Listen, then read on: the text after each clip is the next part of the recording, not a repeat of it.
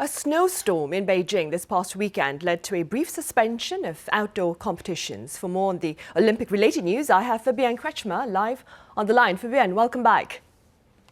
Hello from Beijing. Right now, I hear the heavy snow is believed to have extinguished the Olympic flame at the Bird's Nest. Fabienne, do tell us more about that.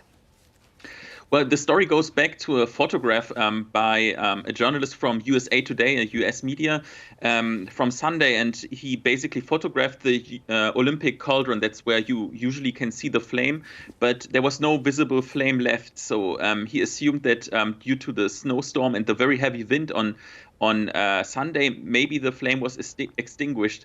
However, the organizing committee said that everything is fine.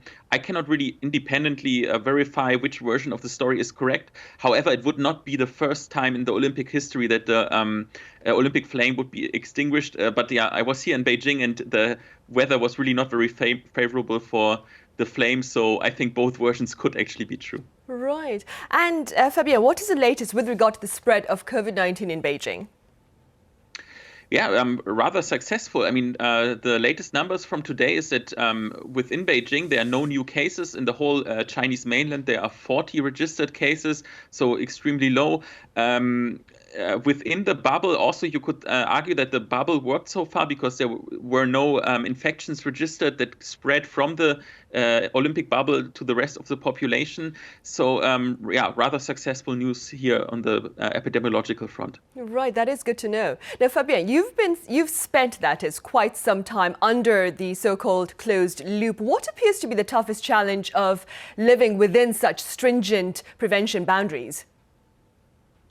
Well, I mean, I think there are two issues here. I mean, the people who are taking part in the Olympic loop, I mean, who are the athletes or the journalists there, they have rather, restriction of movement and a lot of things. Here, I'm in Beijing and basically living like the rest of the population, and we have rather small inconveniences. For example, everywhere you go, you have to check in with your QR code. Even when I go home back to my flat, I have to pass a body temperature camera, etc. So I would say they are rather small inconveniences. However, the big problems for people like me, or in general, for people who have family outside of China, is the border closures. And it's not really easy for Chinese citizens, for example, to get a new passport. Only if you can prove that you have to do some essential travel, then you can leave the country. Also coming back, doesn't matter whether foreigner or Chinese citizen, it's really quite hard and very bureaucratic. And a lot of the flights are canceled. So, I mean, it basically separates a lot of families. And that is, I would say, the big tragedy.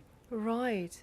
Fabienne, here in Korea, there has been quite a bit of local coverage on issues of cultural appropriation by China, as well as issues of penalties that appear to have aided Chinese athletes. What has been the focus of the foreign media on such matters of controversy?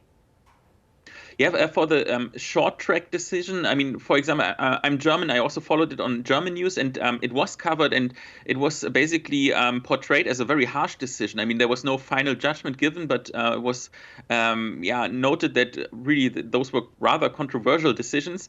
As for the Hamburg, I would say that it's rather perceived as a bilateral issue. From a German perspective, for example, most people are not so much aware that, for example, there's a Korean minority living in China. They don't know so much about the historical context. So I would say it has not received a lot of attention. But of course, here in China, it was a big topic, mostly among like influencers, but also among state media. Right. And Fabia, what are some of the stories that you believe will continue to make headlines as the Winter Games come to a close this coming Sunday? Yeah, I think the big achievement of the Winter Games is basically bringing this event to a country that is traditionally not a winter sport country. And I don't see a lot of winter sport euphoria, but I think at least for some of the athletes and some of the disciplines, it will continue to spark the fire and keep the sports going. Politically, however, I think the achievement or what stays memorable is rather that it has shown that to what degree China and the West have drifted far from each other. I mean, there are huge gaps in the perception of how to judge the Olympic Games, what is the political context, etc. And my personal judgment is that in several weeks, or let's say in several months, there will not be much talk anymore about the Winter Games because yeah, frankly, we have different problems to deal right now, most of all the pandemic, and I don't think it will go into the history books. Yeah. Right, Omicron is dominating international headlines as well. All right, Fabienne, as always, thank you for the latest from the Winter Games over in Beijing. Thank you.